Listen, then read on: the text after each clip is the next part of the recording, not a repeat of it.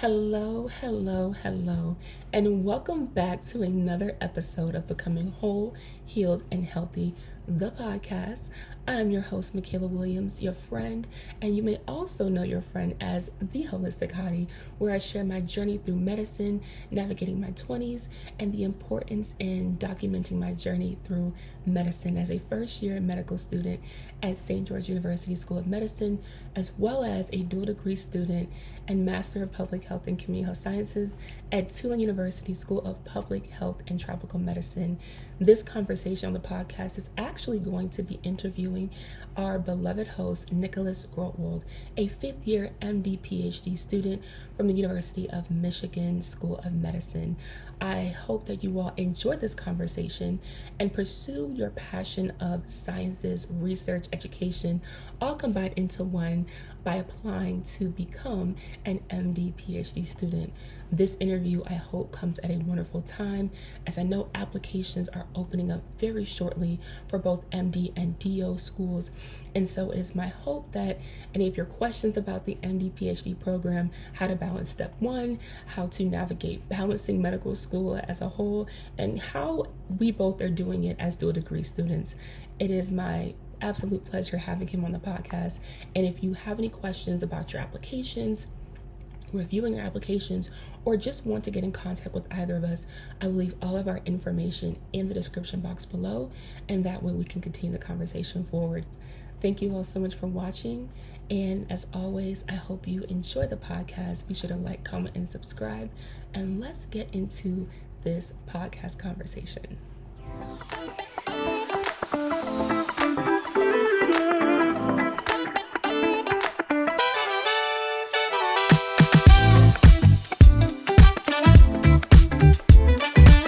Hello, everyone, and welcome to the podcast. I'm your host, as always, Mikayla Williams, and it's an honor to have you on Becoming Whole, Healed, and Healthy, the podcast. Today, we have a special guest, Nikolas Grotewold. Today, we are having him speak about his journey in the MD PhD pathway. And what I especially love about his platform and just his journey as a whole is his inspiration in academia and not only getting students into medical school, but helping them throughout the way. We're going to have some really personal questions that you all have sent in that Nikolas has approved. And we're just going to talk more about this conversation of medicine and the potential of having an MD PhD pathway for future medical students. Nikolas, welcome to the podcast. Thank you so much for having me, Mikayla. Thank you. So, first question, as always, please can you introduce yourself and tell us more about your journey into medicine research and how the MD PhD came about? My name is Nikolas Grotewold, and I am a fifth year MD-PhD student at University of Michigan. And my journey started pretty early on in high school with being very interested in research. So I got interested in some research projects earlier on, and it wasn't really until college that I really got more passionate about wanting to work with patients later on in my life.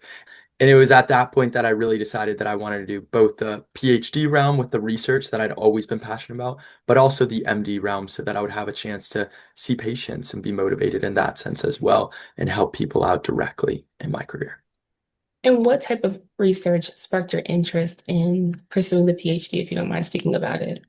Yeah, so at first I was actually doing research and it was pure genetics through plants. And so I was studying Arabidopsis, which is a pretty typical like plant, honestly, a weed that's found in your yard, but it's used a lot in plant studies. And we were looking at jumping genes, so things like transposable elements and transposons, which is still very present in humans as well. And then from there, my next project was actually looking at gene therapy and developing sort of a way where we could deliver with viruses genes to humans in order to sort of help them be cured of a disease. And that really is where I started to say, wow, I'd really like my research to be more directly linked to actually humans and patients that I'm helping. Wonderful. And for those who don't know what an MD PhD is, can you break down what that is and what do MD PhD clinical scientists do in their fields? Absolutely. So an MD-PhD is the combination between an MD, so your medical degree, and that's going to be a physician, and it's also in combination with a PhD, which usually is a research scientist or someone who does dedicated training in order to do research full time. And so as an MD PhD, you're sort of merging both these careers.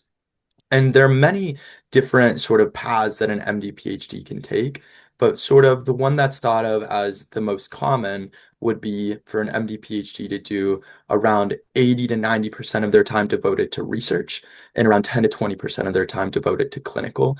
And really the goal is to have your clinical realm be in the same realm as your research. You have a research focus that's in line with the patients that you're actually seeing. And the benefit there is that you can really be an expert in one area in one field, but you can be doing the research and the patient care at the same time.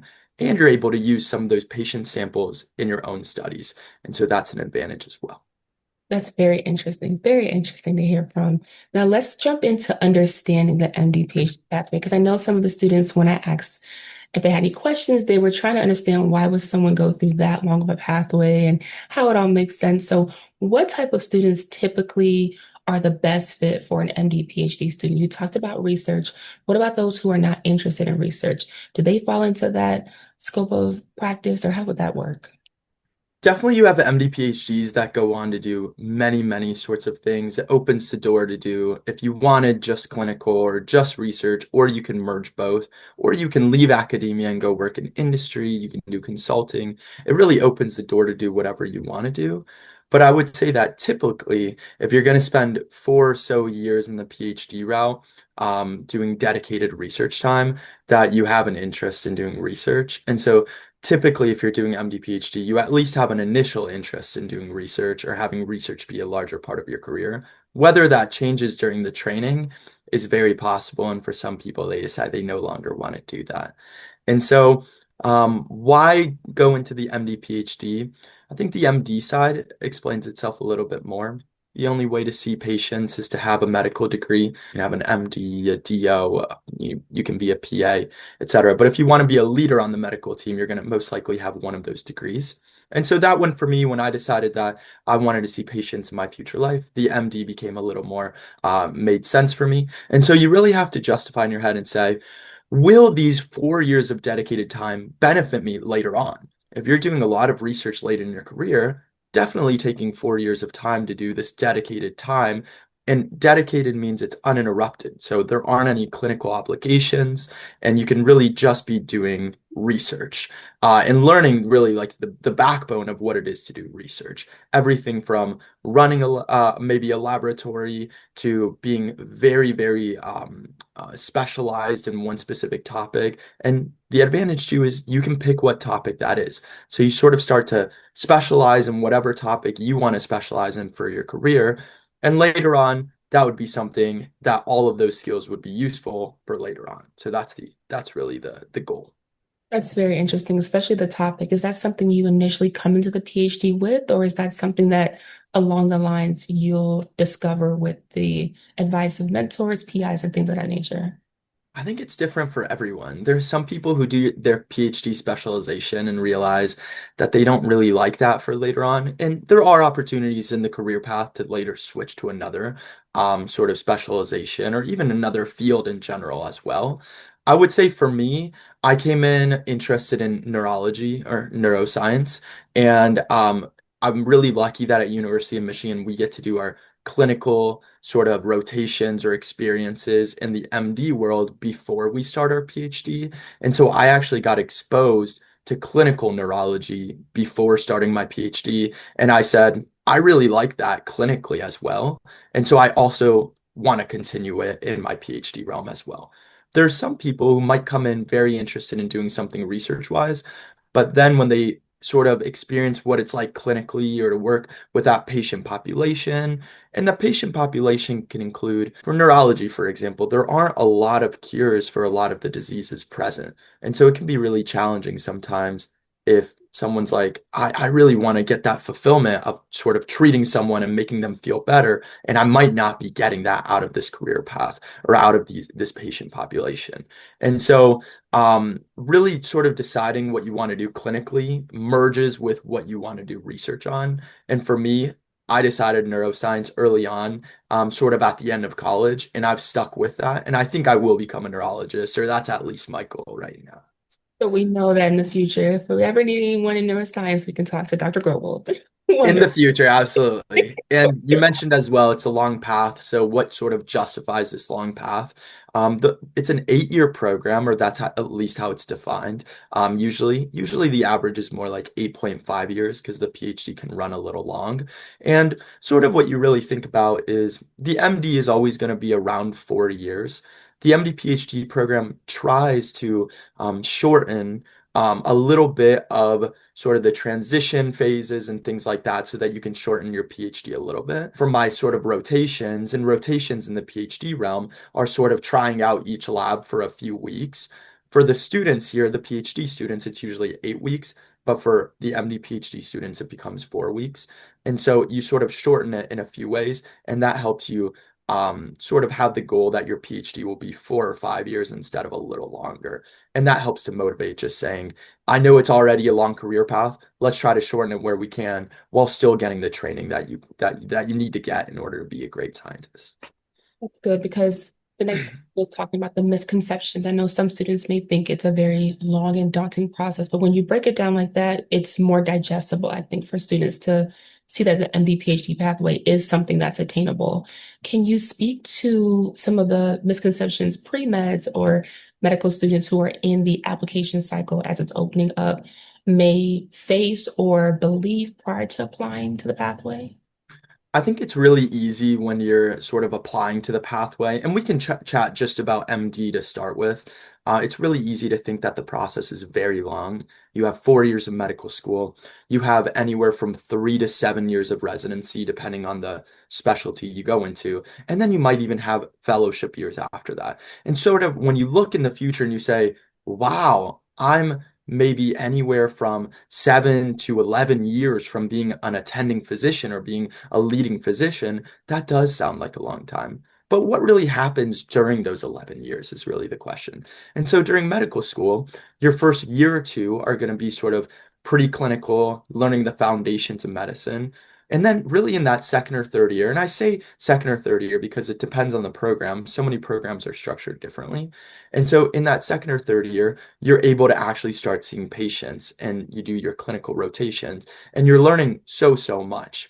And then you take board exams, you finish medical school, and sort of you finish medical school and you have this foundational background knowledge of a little bit of every disease. But you're not a specialist by any means.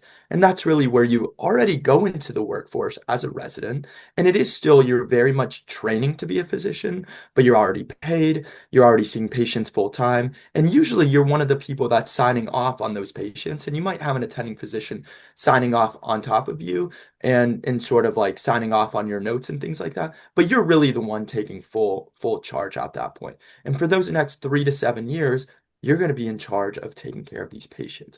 And so it's easy to say, oh, I won't be, really taking care of patients for like 10 or 11 years. But the reality is, like, in med school, you have 4 years of this foundational learning, and then after that, you really start to specialize, and that's where you really become a tremendous doctor is in residency.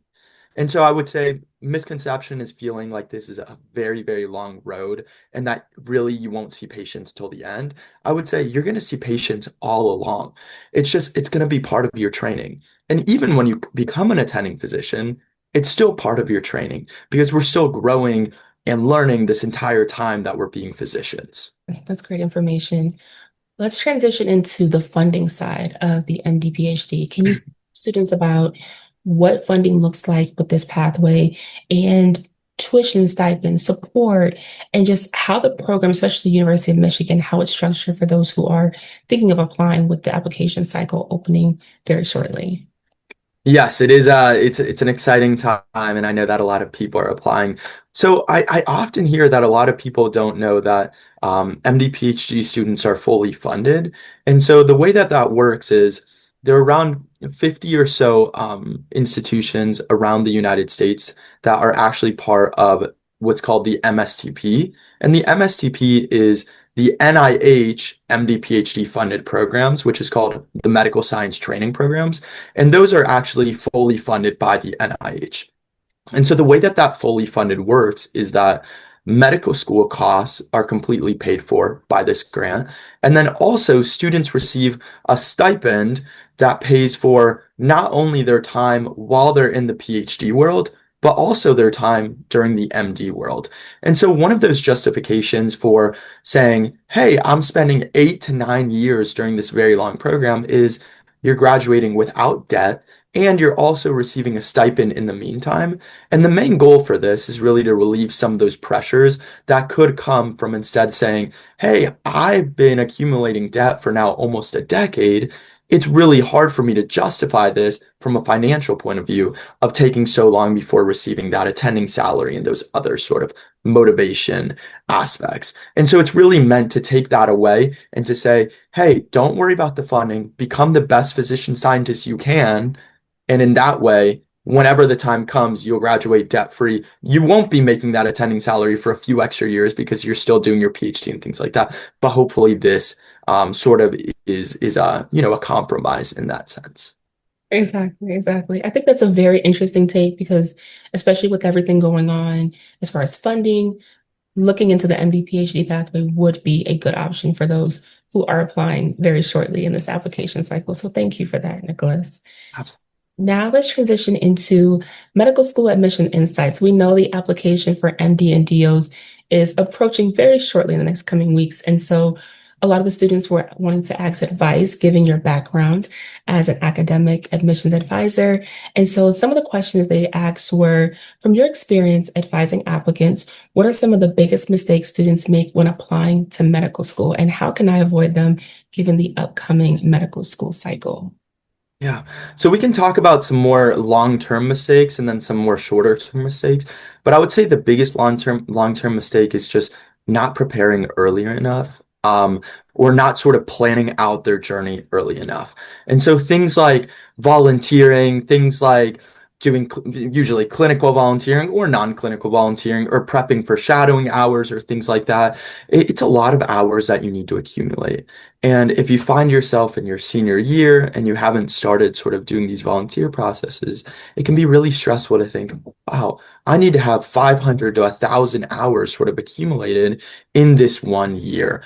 And so it's really a lot, I would say, less stressful and a lot more healthy to just do it throughout your entire undergrad experience, or if you're doing gap years, and gap years are perfectly okay. So never think that it's not okay to take some gap years to further prep your application or just to grow as a person as well. And then I would say in the short term realm, it's so common that I hear people that are applying say, oh, my writing isn't great. I don't want anyone to look at it.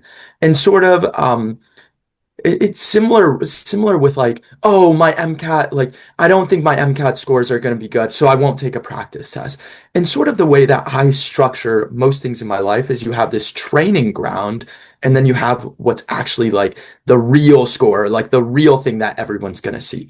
And so take those practice tests. And if they aren't where they for the MCAT, and if they aren't where you want them to be, then you know that. And then just don't take the real test until you're fully ready to do so.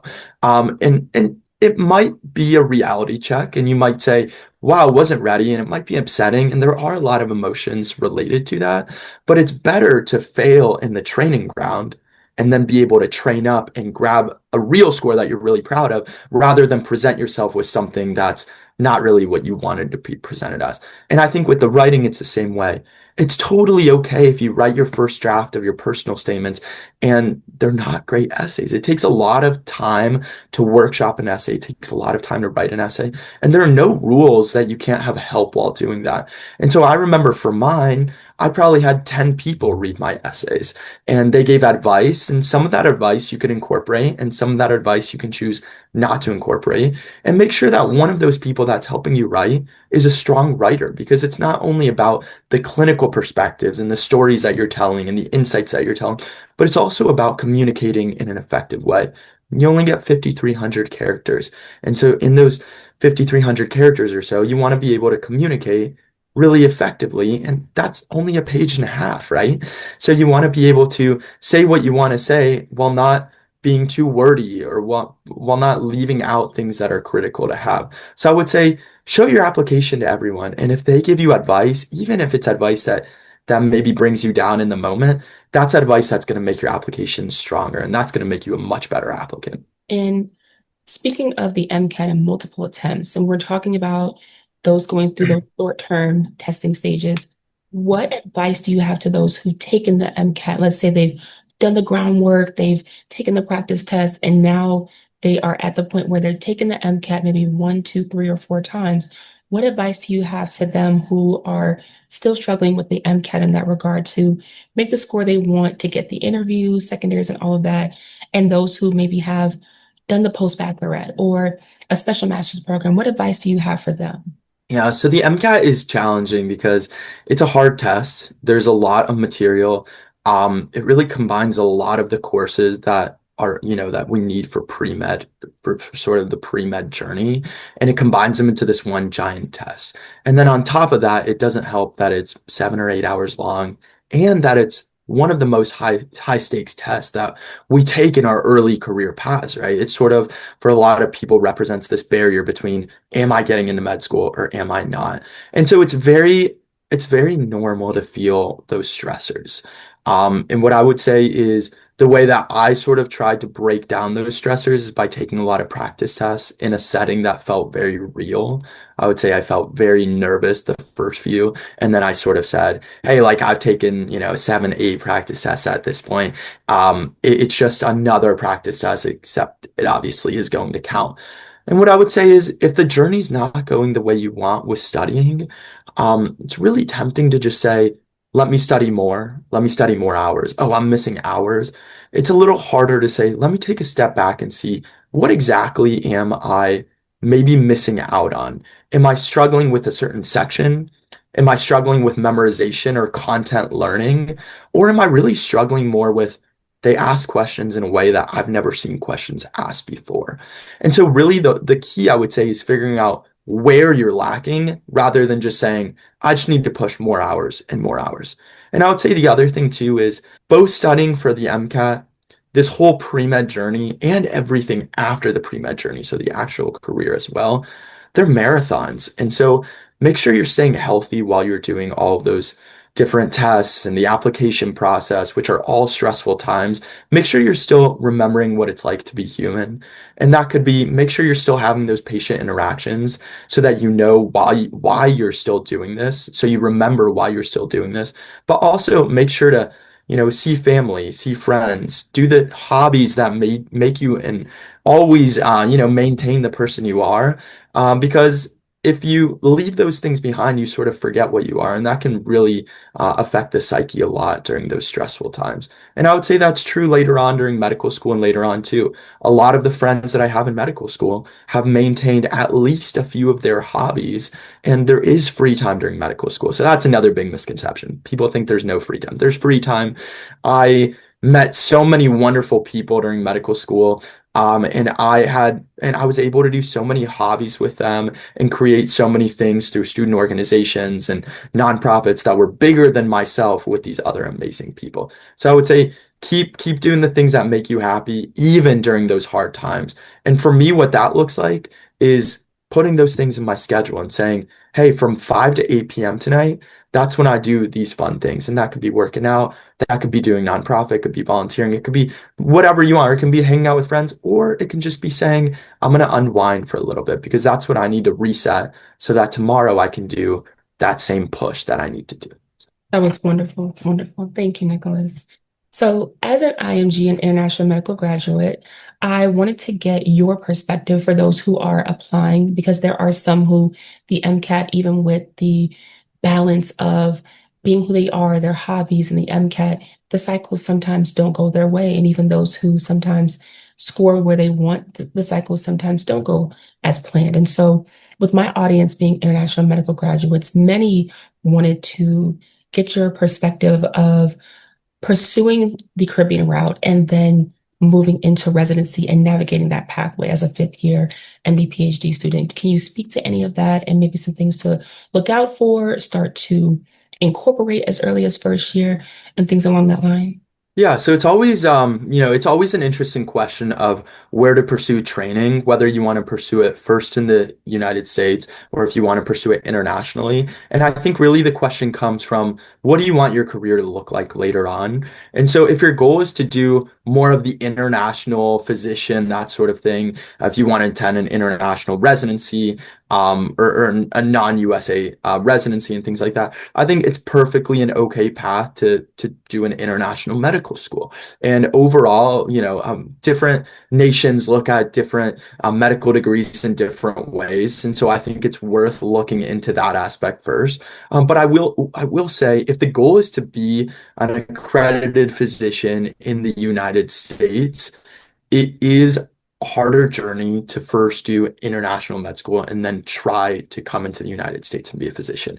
And it isn't because those physicians aren't trained in their medical degree. It's not because of that. It's just because overall residencies lean more towards students that come from the United States first, and then they sort of have a higher onus for a higher expectation for those that come international. And so if you look at the statistics for those students that are international that make it into these programs, usually they need much higher step scores. So step one and step two being the board exams that are taken during medical school. They need much higher step scores, in this case, step two, since step one is now pass fail. They need a higher step score in order to get into the same residency positions. And then quite importantly too, if you do decide to do the international sort of medical school route, it is important to the United States residency programs to show that you have done sort of some experiences in the United States as well. Make sure that you've done some internships, some rotations, some things in the United States so that you can see what it's like to be a physician in the healthcare system of the United States, because every country has a different healthcare system. And I think that will make the application a lot more important as well. And then probably one of the biggest things is just make sure you reach out early. If this is part of your plan, chat with someone in a residency program, chat with a residency program director and say, hey, this is my plan. How would you alter it in order to be more competitive later on? And sort of don't just say, I'm going to put off coming into the US for residency into the future. Sort of prioritize, hey, if that's what I want my journey to be, this is how I'm going to plan it long term. And I think if you plan it long term, and you have those experiences in the United States and you have those connections, I think that helps the process a lot too. That's very good advice. I've been speaking to a couple upper termers who are third, fourth years and have said the same advice. If you can make a loose but relative 2, 3, 4 year plan, it gives you an idea of what to expect, where you'd hope to be, and do not neglect the importance of networking, especially as an international medical graduate and US MD or DO by trade, because it is so important to have camaraderie and community in this path to residency. So thank you for speaking to that, Nicholas. Thank you. You gave a great synopsis of everything as far as pathways. One thing I wanted to speak on is before students make that decision of, hey, I want to come to the Caribbean for medical school, are there any things, whether it's red flags, green flags, pros and cons, that they should be looking out for prior to making that decision?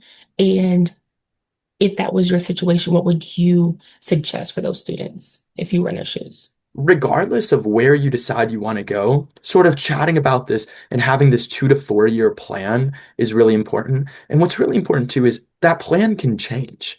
So the 4 year plan is sort of just to give you direction on, I would say, on the day to day. So you don't need to be thinking about, oh, what's my plan today? Things like that. It sort of gives you direction. During the day to day, you can just sort of grind and do the things you need to do. But you know that you're on this 4 year, 2 to 4 year path and that you're going in the right direction so that you don't reach a transition stage and you say, hey, wait, I need to scramble to do all these things. Instead, you're like, no, no, everything I've done sort of builds into the story that I'm going in that direction.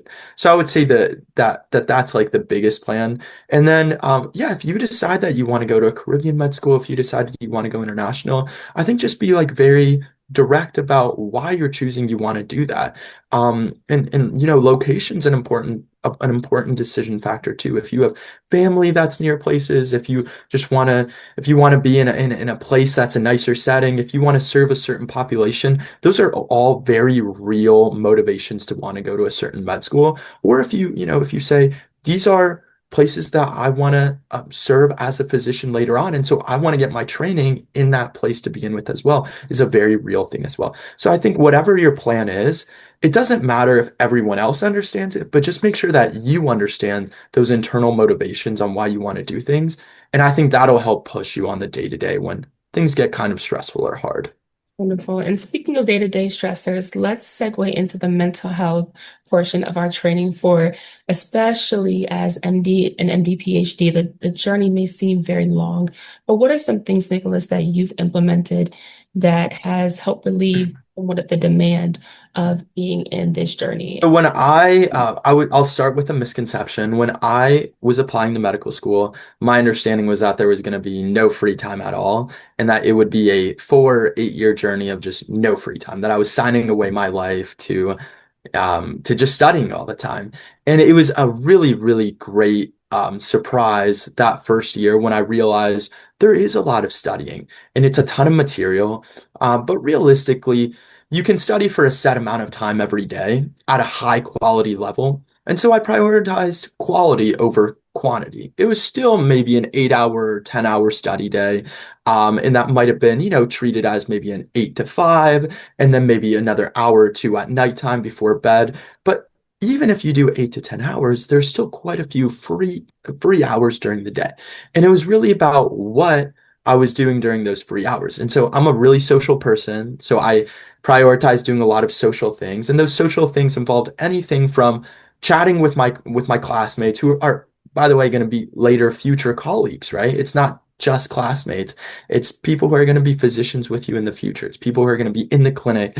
It might be your boss. It might be your student. It might be anything later on, which is really important. And so I prioritize that a lot. And then I prioritize some of my hobbies. So for me, I enjoy playing soccer. At University of Michigan, there was not a huge soccer community when I came here. And so we just started a University of Michigan football club. And now we play soccer and we have a group of around 30 students that comes out and we do pickup games, we do organized games. And so for me, that was combining those people that I want to interact with a hobby that I have.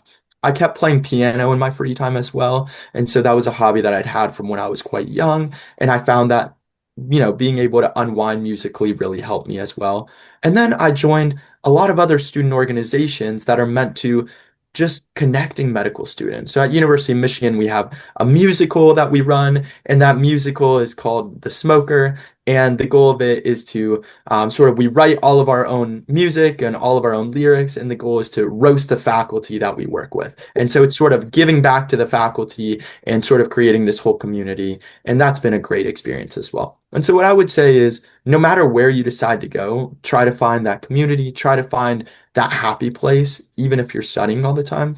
And then I would say too, there are times where it's hard. It's hard to have that free time. And that will usually be in like those very grind heavy periods. So the two or three that I can think of are going to be during that clinical year. Clinical year is really, really busy. Usually it consists of going to the clinic. It can be anywhere from going in at 3 or 4 a.m. if you're on surgery. And then the days might stretch for 12 to 14 hours, right? Some days are shorter, some are longer. And then there's also this expectation that you're still studying in your free time after that. And so what you really run into, for me, it was the first time in my life, is that the days just didn't have enough hours to do the things that I wanted to do. And then energy was low as well, just because the days are so long with so much patient care, with so much studying. And so during those times, and then the other time would be studying for board exams, which can be like very grind heavy as well. It's saying, hey, I recognize that this is not going to go on forever. This is a period where it's like very intense, but that's not going to be my whole career.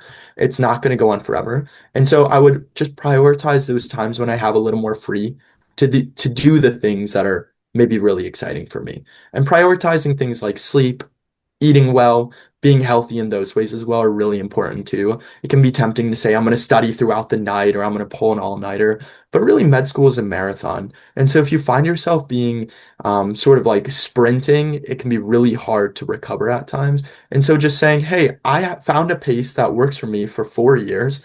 I'm going to maintain that pace. And that's a really important aspect. And then the other one is if you're feeling burnt out, that's a normal feeling too. Just reach out for help, be very real. The med student, the medical school staff and deans and the professors, they're people too, and they're physicians usually as well. These are people that care for you and they care about your health. They care about your well-being and they care about you doing well in medical school. Their goal is not to fail you. Their goal is to create a physician that's going to be able to care for patients later on. So if you're ever finding yourself academically in a hard situation, emotionally in a hard situation, or any other sort of thing that might have come up, reach out to those trusted advisors and they're going to help you. And it might cost you, it might cost you a summer break where you need to make something up. Worst case, it might cost you a year where you need to make something up. But at the end of the day, the goal is for you to be healthy. And so if you keep pushing forward and you don't reach out and get help, the risk is that it becomes something bigger and more important, or that maybe you get maybe so bad that like you won't be able to continue being in training as a physician, and that isn't the goal anyone wants. So reach out and get help. Do the things that make you happy and recognize that if it does happen, it happens to a lot of people. It's normal. You're not doing anything wrong. It's just a really, really tough career path. And you can do it and just lean on the people that are going to help you. Well said. Well said. Nicholas, you've answered all the wonderful questions. And now, before we end the podcast, there's some rapid advice around questions that a lot of our students wanted to hear about. One of the questions we have is, what's one piece of advice for high school students considering medicine? We spoke about our pre-meds who are in undergrad and maybe in master's programs, but what about our high school students who are very ambitious and excited to start the journey? It is never too early to start on research projects. In high school, you can do science fairs and things like that. It is never too early to start on volunteering, helping out throughout the community, and sort of starting to see which direction you want to go into medicine. And so, what I would say is start early, start doing some of the things that you know that you need to have as a medical student applicant, and really just explore everything. You don't know what you're going to be doing later on. So explore all the career paths, chat with everyone you can talk to. People love talking to young students who don't know which career path they want to take. And so talk to everyone, explore everything, and just be excited. It's a really fun journey, and there are stressful times, but just be excited and explore. Exactly. Always have an open mind. Always. What recommendations do you have for practicing and retaining all of your preclinical and step one knowledge throughout your PhD years so you're not scrambling to remember things when it's time to go back into the clinical year? What I would say is it's hard to remember everything no matter what. But just stay involved in medicine. And so for me, I still do a clinic once a month and sort of see patients in that sense. But I also am constantly reading about medical things. And that could be a cool case that just came out. That can be a research paper that has something to do with something novel in the medical field or a case report or things like that. Or it can just be chatting with friends that are still in the medical community, hearing patient stories and being involved in free clinics, things like that. Just stay involved. Just because you're doing this dedicated research time does not mean that you are no longer a physician in training. So keep all of those things in your head by using them and by still having those conversations. Yeah. Wonderful. And then before we end, if you could go back and talk to your pre-med self, whether it was high school, undergrad, what would you say to yourself about where you are in your journey now and a piece of advice you would give yourself to continue on in the journey? What I would say is it's so easy to feel like all of the things that are required for medical school are sort of this checklist. But make sure you're enjoying those things that you have on this list at all time. Because if you're not enjoying it and you're not enjoying the volunteering or the clinical experiences, then you're doing it the wrong way. And so what I would say, enjoy this moment. Sure, it's something that I'm putting in hours for something for an application later on, but really I'm enjoying it and I'm doing it because I love doing it. So lean into that. And the other thing is when you're in those challenging periods, it will be okay. It will be okay. This is part of a long career path. It doesn't matter if you get an A minus or you get a B or one letter grade isn't exactly how you want it to be. It doesn't need to be perfect. Really, the application process and how they look at you is holistic. So just present yourself and you're going to do great. Thank you, Nicholas. That's wonderful. For those students who want to connect with you, maybe want to have you look over their personal statements or application prior to applying, is there any way they can get in contact with you or reach out for advice? Yeah, I'd be more than happy to give you my email if that would be helpful, and you could list that if that helps. Perfect, perfect. Guys, thank you so much for tuning into this episode of Becoming Whole, Healed, and Healthy. Please, thank you so much for sharing, liking, and commenting. And as always, we wish you well in your journeys, and thank you so much for listening. Until next time. Bye, guys. Okay, guys, and with that, the podcast is complete. I hope you enjoyed it. As always, be encouraged in your journeys. Know that you are not only called, but you are worthy of becoming the best future physician possible. And I look forward to having you all as future colleagues, friends in this field. Thank you so much, Nikolas Grotewold, for coming on the podcast and having this conversation with us. And as always, I hope you all are blessed. Know that God loves you so much more, and this journey would not be complete if you weren't in it. Thank you so much for watching, and as always, I'll see you in the next episode. Bye, guys.